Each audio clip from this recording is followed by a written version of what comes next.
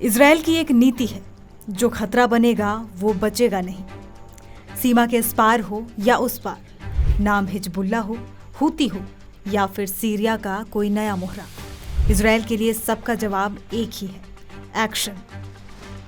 Gaza में चल रहे ऑपरेशन के बीच इजराइल अब सीरिया और लेबनान में भी भविष्य के खतरे मिटा रहा है। ताजा मामला शनिवार रात का है, जब इजरायली जेट्स ने सीरिया के सैन्य ठिकानों पर जबरदस्त बमबारी की। हमले में 2 नागरिकों की जान चली गई और कई मिसाइल सिस्टम ध्वस्त कर दिए गए। इजरायली सेना ने शनिवार को हमलों की पुष्टि करते हुए कहा कि उनके बलों ने सीरिया में एक सैन्य स्थल, विमान भेदी तोपों और सतह से हवा में मार करने वाली मिसाइलों के बुनियादी ढांचे पर हमला किया है।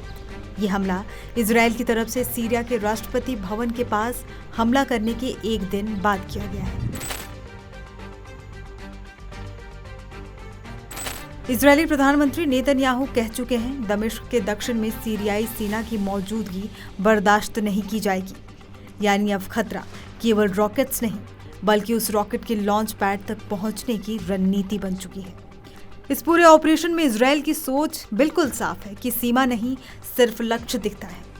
अब सवाल यह है कि क्या ये रणनीति वाकई स्थायी शांति की तरफ ले जाएगी या एक बड़े क्षेत्रीय युद्ध का ट्रिगर बन जाएगी।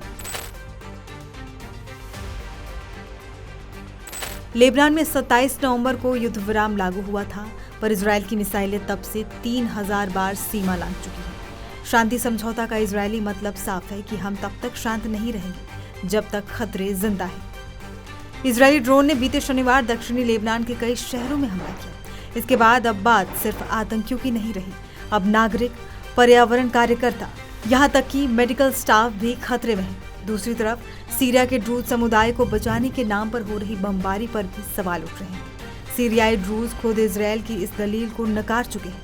इजराइल कह रहा है कि वो अल्पसंख्यकों की रक्षा कर रहा है, लेकिन क्या ये हकीकत है या फिर ड्रूज समुदाय सिर्फ एक ढाल है जिसके पीछे से दुश्मनों को निशाना बनाया जा रहा है।